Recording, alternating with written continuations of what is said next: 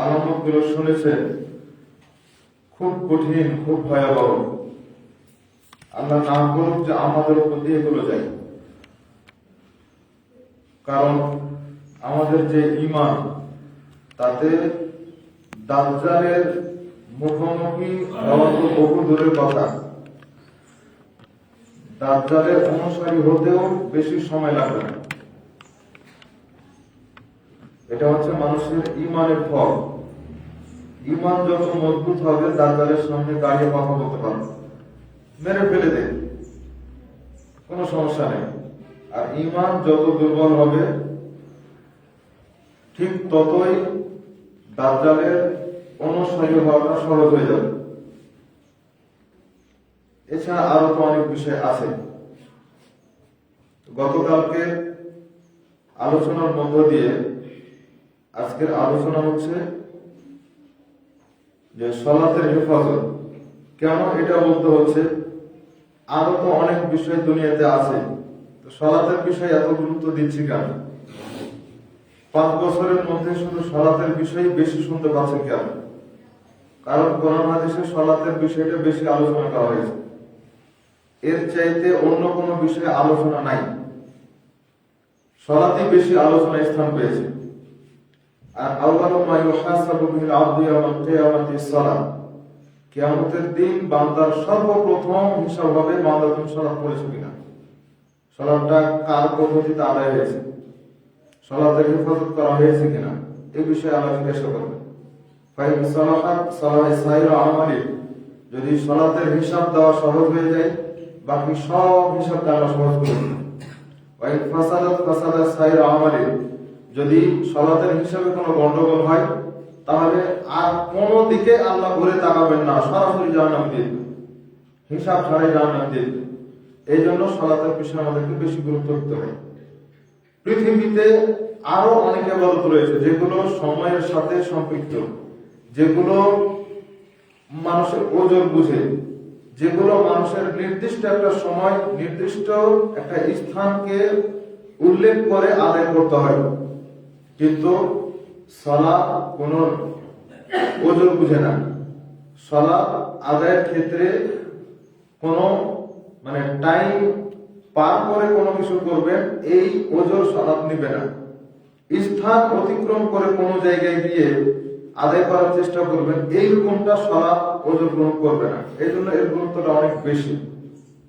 আর একজন ব্যক্তি ইসলাম গ্রহণ করলে, তাওবা করে ফিরে আসলে, তার প্রথম ইবাদত হচ্ছে সালাত। তার প্রথম ইবাদতটাই সালাত। কারণ সিয়ামের বিষয় গেলে রমাদান না আসলে নয়, যাকাত এর বিষয়ে গেলে নিসাব পরিমাণ সম্পদ এবং 1 বছর পূর্ণ হওয়া লাগবে। হজ আদায় করতে গেলে হজের যাতায়াতের খরচ থাকা লাগবে, বাড়িতে যাদেরকে রেখে যাবে তাদের খরচ দিয়ে যাওয়ার মতো সম্পদ থাকতে হবে। এগুলো একটা নিসাবের মধ্যে পড়ে। কিন্তু সালাতের ক্ষেত্রে ছোট বড়, ধনী গরিব, নারী পুরুষ, কাউকে ভেদাভেদ করে রাখে না, কাউকে পার্থক্য করে রাখে না। সালাত সবাইকেই আদায় করতে হয়।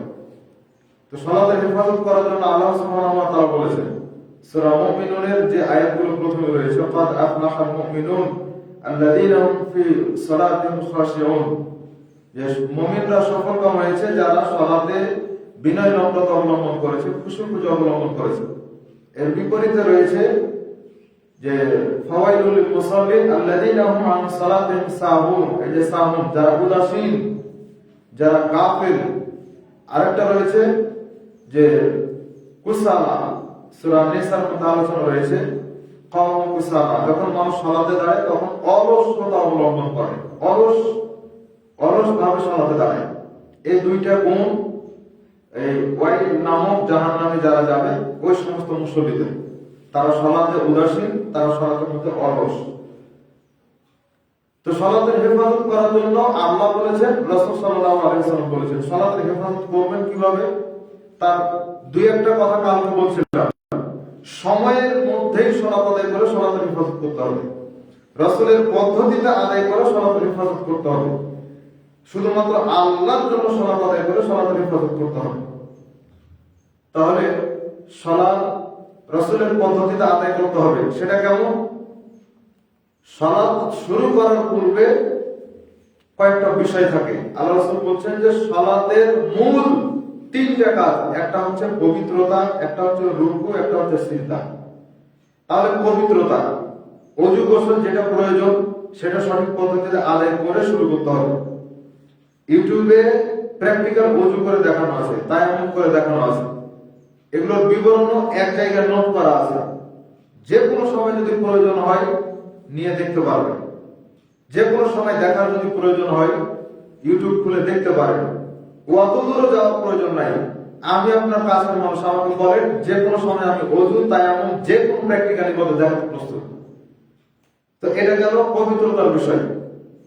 বড় নাপাকি যদি হয় তাহলে সেক্ষেত্রে পবিত্রতার আরো বিধিবিধান রয়েছে। এটা গেল পবিত্রতা। এক্ষেত্রে যদি কোনো ত্রুটি হয় তাহলে পরবর্তী কোনো ইবাদত কবুল হবে না। মানে ওযু, রুকু, সিজদা। তো ওযুই ঠিক হলো না তাহলে রুকু সিজদাও ঠিক হবে না। ওযু যদি ঠিক হয় তাহলে বাকিগুলো তখন ওটা চিন্তার বিষয়।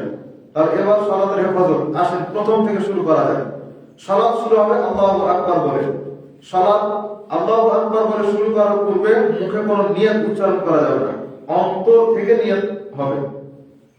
মানে আপনি জোহরের সালাতের জন্য ওযু করেছেন, আপনি ওযু করেছেন জোহরের সময়, জোহরের সালাতের জন্য, আপনি আসরের জন্য করেননি। আপনার মন কিন্তু চাইনি যে আমি এশারের সালাতের জন্য ওযু করি, আপনি জোহরের জন্যই ওযু করছেন। এই যে ইরাদা নিয়ত করেছেন, এটাই হচ্ছে অন্তরের নিয়ত, আর আলাদাভাবে কিছু লাগবে না। অন্তরে নিয়ত করে সালাতে দাঁড়াবেন। জায়নামাজের কোনো দোয়া পৃথিবীতে নাই। ইন্নী ওয়াজ্জাহতু ওয়াজহিয়া, রাসূল সাল্লাল্লাহু আলাইহি ওয়াসাল্লাম তাকবীরে তাহরিমার পরে পড়েছেন, আর আমাদের বাংলাদেশে পড়ে তাকবীরে তাহরিমার আগে। তো ইন্নী ওয়াজ্জাহতু ওয়াজহিয়া যদি পড়তে হয় তাহলে এই সানা রাসূল তাহাজ্জুদে পড়েছেন, বিশাল লম্বা সানা, শুধুমাত্র একটা আয়াত পড়ে থেকে যায় কেমন। মানে যেদিকে পানি পড়ে সেদিকে ছাতা ধরা কিছু মানুষের স্বভাব, এইভাবে চলে আসছে।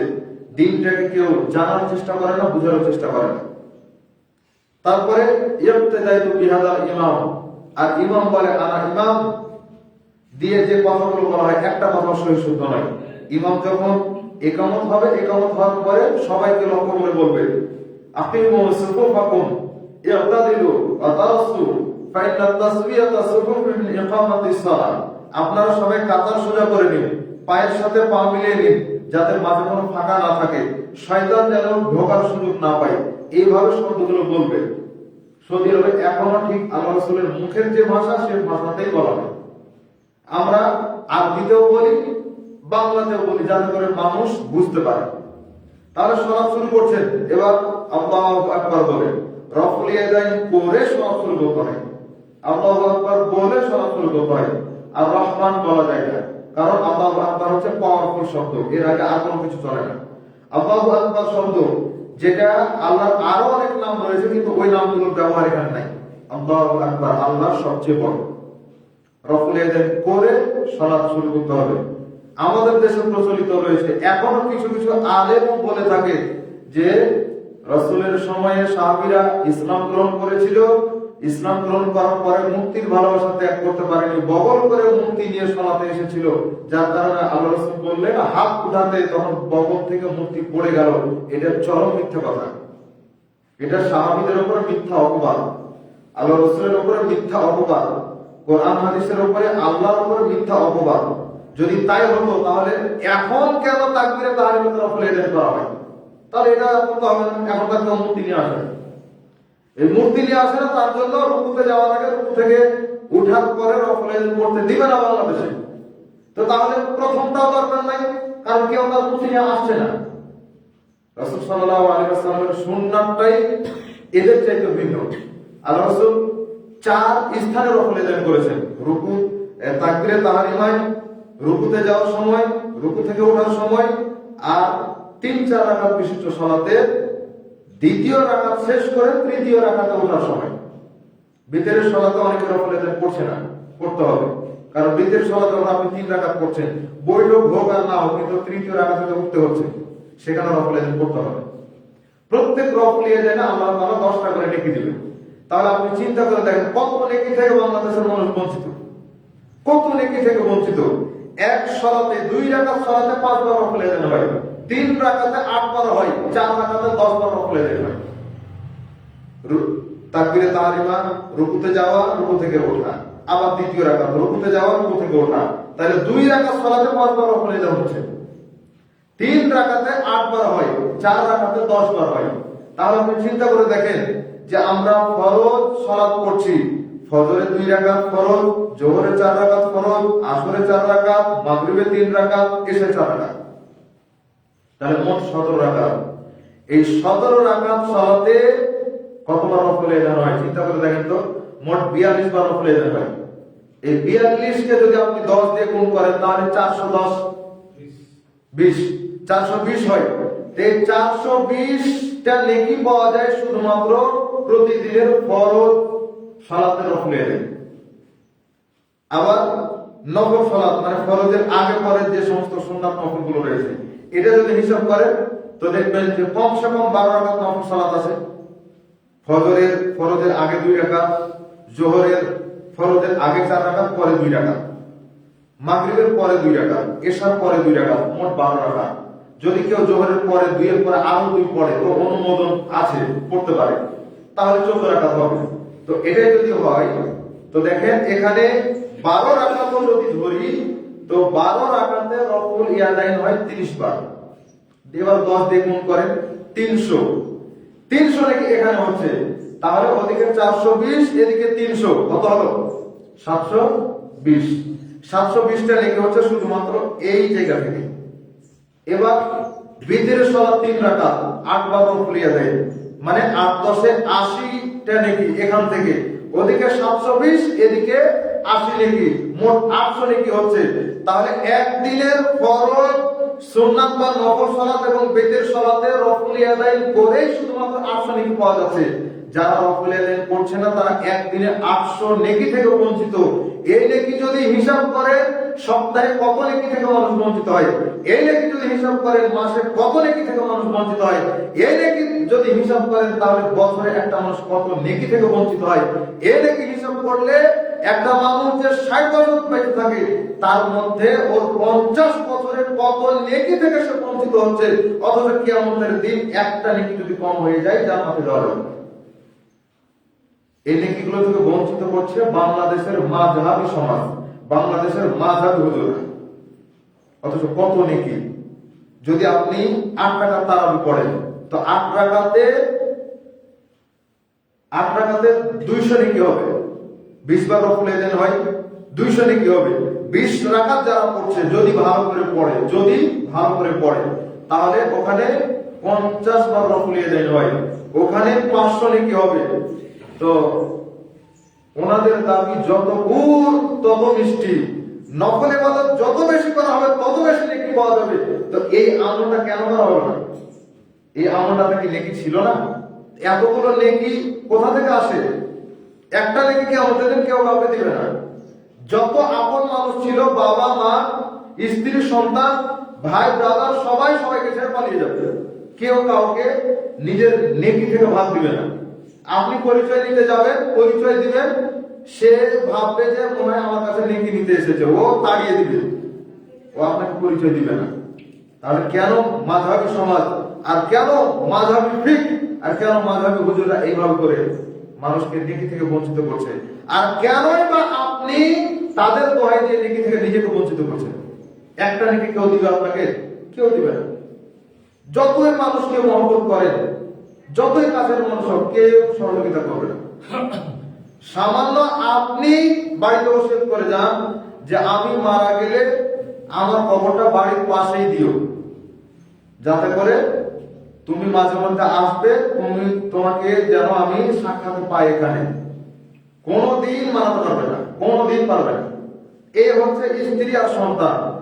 তাহলে কে আপনাকে নেকি দিয়ে সহযোগিতা করবে? কেউ করবে না। নিজেকে নেকি থেকে বঞ্চিত করিয়েন না। একে তো রাসূল সাল্লাল্লাহু আলাইহি ওয়াসাল্লাম সুন্নাত, আর কত অপরন্ত নেকি। সামান্য 10টা করে নেকি হলেও এতগুলো নেকি, 800টা নেকি হয় প্রতিদিন। আর আল্লাহ সুবহানাহু ওয়া তাআলা যখন এই নেকিকে 10 থেকে 700 গুণ পর্যন্ত নিয়ে যায়, আমরা তো নিম্ন 10 টাকার নেকি হিসাব করলাম, 700 গুণ পর্যন্ত যখন আল্লাহ সুবহানাহু ওয়া তাআলা এটাকে বৃদ্ধি করবেন, তখন এটার আরো কত গুণ যাবে আপনি ক্যালকুলেশন করতে পারবেন কত নেকি হয় শুধুমাত্র এই রকম এদেন করাতে। তাকবীরে তাহরিমাই, রুকুতে যাওয়া, রুকু থেকে ওঠা, আর তৃতীয় রাকাতে ওঠার সময় এই রকম এদেন। তাহলে রকম এদেন করে আল্লাহু আকবার বলে বুকে হাত পাততে হবে। পুরুষ নারী একই বিধান, বুকে হাত পাততে হবে। সহিহ বুখারীর মধ্যে হাদিস রয়েছে, সহিহ বুখারীর মধ্যে হাদিস রয়েছে, তারপরে আবু দাউদের মধ্যে হাদিস রয়েছে 759 নম্বর হাদিস। এছাড়া সহিহ ইবনে খুযাইমার মধ্যে রয়েছে, অনেক জায়গাতে হাদিস রয়েছে বুকের উপরে হাত পাততে হবে। আল্লাহ রাসূল ওটাই করেছেন। রাসূল সাল্লাল্লাহু আলাইহি ওয়াসাল্লাম বলেছেন 631 সহিহ বুখারী, তিনি বলেছেন সাল্লু কামা রাআইতুমুনি উসাল্লি, তোমরা আমাকে যেভাবে সালাত আদায় করতে দেখো সেভাবেই সালাত আদায় করো। তা আল্লাহ রাসূল বুকে হাত বেঁধেছেন। এবার রাসূল নারীরা পুরুষ, আল্লাহ রাসূল পুরুষ, তো পুরুষ হিসেবে তিনি বুকের উপর হাত বাঁধলেন। আর আমাদের দেশে পার্থক্য করা হলো যে পুরুষরা বুকের উপর হাত, নাভির নিচে হাত বাঁধবে, আর নারীরা বুকের উপর হাত বাঁধবে। ডাকা মিথ্যা কথা, ইমাম আবু হানিফা এই কথা বলেননি, অথচ ওনার নাম দিয়ে এগুলো চালাচ্ছে। বুকের উপর হাত বাঁধলেন। কেরাত যা করার আমরা তো জানি বুঝি। রুকুতে গেলে রফুল ইয়াদাইন সহকারে রুকুতে গোটা পিঠটাকে সোজা করে রাখতে হবে, গোটা হাতের উপরে ভর থাকবে, মাথাও সোজা থাকবে পিঠ বরাবর। রুকুতে আছেন, তাকাতে হবে সিজদার দিকে বা সিজদার কাছাকাছি জায়গায়, দোয়া পড়লেন। এবার উঠলেন, সামি আল্লাহু লিমান হামিদা বলে সিজদায় গেলেন। সিজদাতে 7টি অঙ্কের উপরে সিজদা করতে হয়। নাক আর কপাল মিলিয়ে হচ্ছে একটা। কপাল আগে গেল না নাক আগে গেল সেটা বড় বিষয় নয়, যে কোনোটা আগে যায় সমস্যা নেই, কিন্তু দুটাই মাটিতে থাকা লাগবে। নাক আর কপাল মিলে একটা, 2 হাত এ হলো 3, 2 হাঁটু এ হলো 5, 2 পায়ের অগ্রভাগ এ হলো 7। 7টি অঙ্গ দিয়ে সিজদা করতে হয়। কেউ যদি এক পা উঠিয়ে রাখে সিজদা অবস্থায় তাহলে তার সিজদা হবে না। কেউ যদি হাত উঠিয়ে এভাবে চুলকায় তো এক হাত উঠে গেল, তার মানে কি 7টা অঙ্গের মধ্যে একটা উঠে গেল, সিজদা হবে না। 7টা অঙ্গ দিয়েই সিজদা করতে হবে। বাকি আরো বিবরণ রয়েছে অনেক। তাহলে রাসূলুল্লাহ সাল্লাল্লাহু আলাইহি ওয়াসাল্লামের পদ্ধতিতে সালাত আদায় করতে হবে, কারণ কিয়ামতের দিন প্রথম হিসাব হচ্ছে সালাতের হিসাব।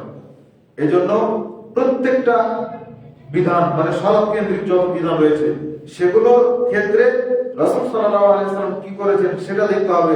আমার বড় হুজুর কি করেছেন সেটা বড় বিষয় নয়। কিয়ামতের দিন আল্লাহ মুহাম্মদ সাল্লাল্লাহু আলাইহি ওয়াসাল্লামের আমলের সাথে আপনার আমার আমলকে মিলাবেন। আল্লাহ রাসূলের আমল যা আমার আমল তাই আছে কিনা, আল্লাহ রাসূলের আমল যা আপনার আমল সেরকম আছে কিনা, এভাবে মিলিয়ে আল্লাহ জান্নাতে দিবেন। বড় হুজুর আর পীর আর ইমাম আর খতিব কারোর সাথে মিলিয়ে আল্লাহ জান্নাতে দিবেন। তাহলে আমলটা মিলাতে হবে মুহাম্মদ সাল্লাল্লাহু আলাইহি ওয়াসাল্লামের সাথে। সাহাবায়ে কেরাম সেটাই করেছেন, আমাদেরকেও সেটাই করতে হবে।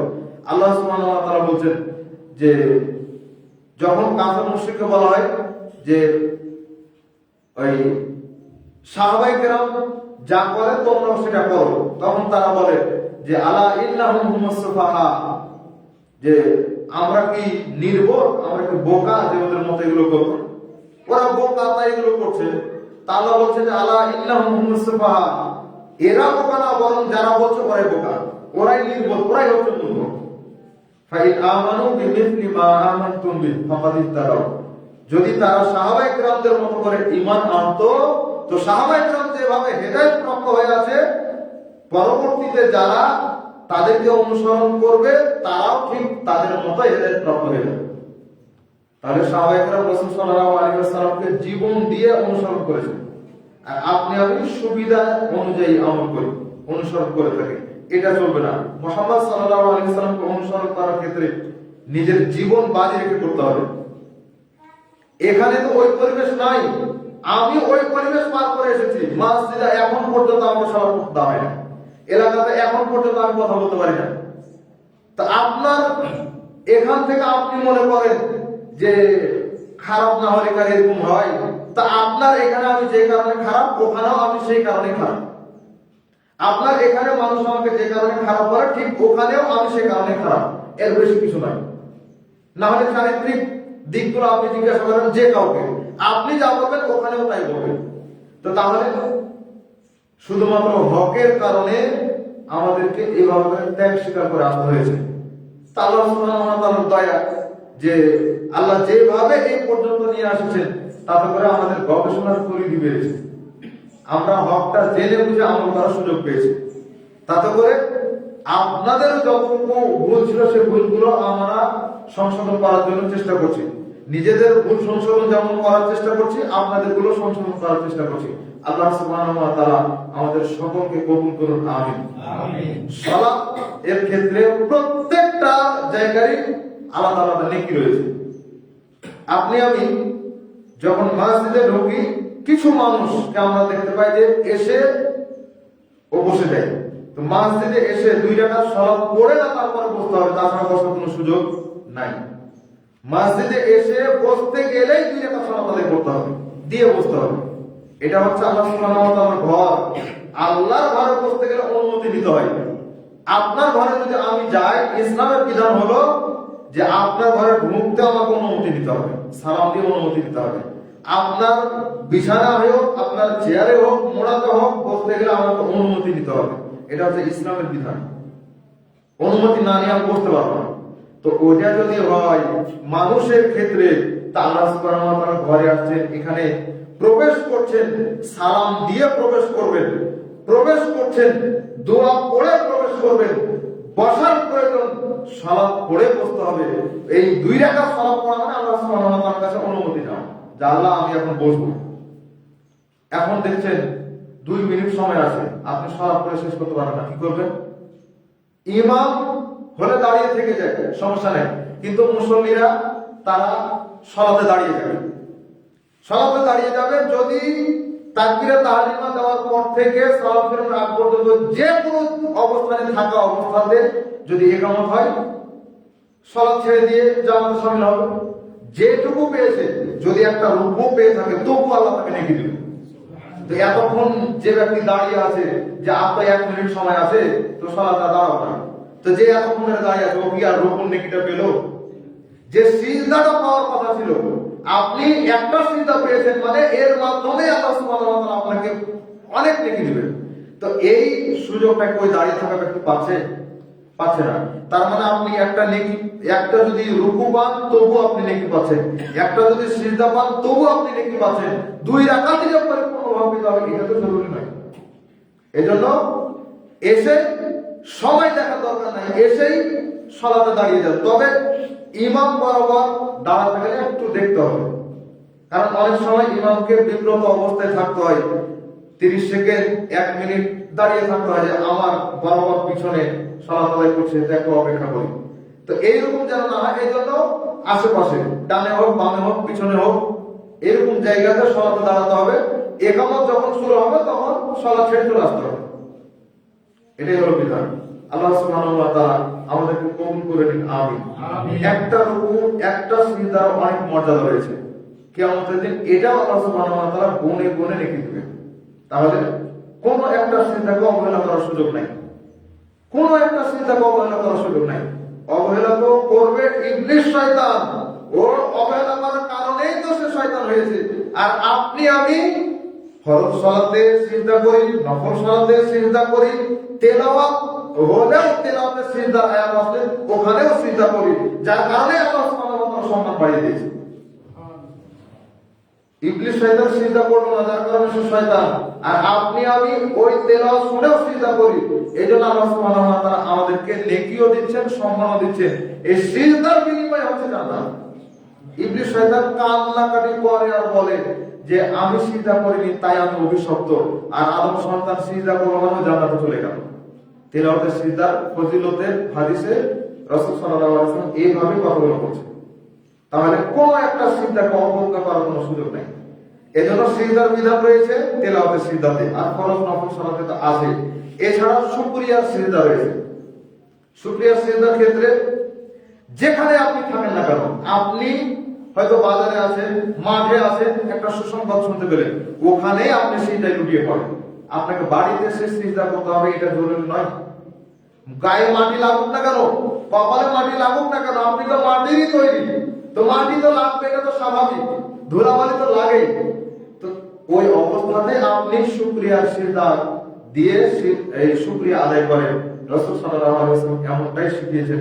আল্লাহ তাআলা আমাদেরকে তার ইবাদত পূর্ণভাবে করার জন্য তৌফিক দান করুন, আমিন। গতকালকে দোয়াটি একটু পড়ুন। আকালা তাআমাকুমুল আদরার, আকালা তাআমাকুমুল আদরার ওয়া সাল্লাত আলাইকুমুল মালাইকা ওয়া আফতারা ইনদাকুমুস সাইমুন। আকালা তাআমাকুমুল আবরার ওয়া সাল্লাত আলাইকুমুল মালাইকা ওয়া আফতারা ইনদাকুমুস সাইমুন। তিনটা দোয়া, একটা হচ্ছে আল্লাহুম্মা আত'ইম মান আত'আমানি ওয়াসকি মান সাকানি, আর একটা হচ্ছে আল্লাহুম্মা বারিক লাহুম ফিমা রাযাকতাহুম ওয়াগফির লাহুম ওয়ারহামহুম। আর ইফতার কারীর জন্য, মানে ইফতার যিনি করাচ্ছেন তার জন্য স্পেশাল এই দোয়াটা সবাই মুখস্থ রেখে এই দোয়াগুলো পড়ার জন্য চেষ্টা করবেন। এটা হচ্ছে একটা কৃতজ্ঞতা। রাসূল সাল্লাল্লাহু আলাইহি ওয়াসাল্লাম সামান্যতে কৃতজ্ঞতা আদায় করেছেন, সেগুলো আমরা সময়ে বলবো ইনশাআল্লাহ। আমাদেরকেও কৃতজ্ঞতা শুকরিয়া আদায় করা শিখতে হবে। আল্লাহ আমাদের প্রত্যেকটা ইবাদত কবুল করুন, আমিন। সালাত, সিয়াম এগুলো আল্লাহ তাআলা কবুল করে নিন, আমিন। এর বিনিময়ে আল্লাহ তাআলা আমাদেরকে হকের উপরে অটল রাখুন, আমিন। পথভ্রষ্টতা থেকে, সব ধরনের ভ্রষ্টতা থেকে আল্লাহ তাআলা আমাদেরকে রক্ষা করুন, আমিন। সুবহানাকা আল্লাহুম্মা ওয়া বিহামদিকা আশহাদু আল্লা ইলাহা ইল্লা আনতা আস্তাগফিরুকা ওয়া আতুবু ইলাইক। আসসালামু আলাইকুম ওয়া রাহমাতুল্লাহি ওয়া বারাকাতুহু।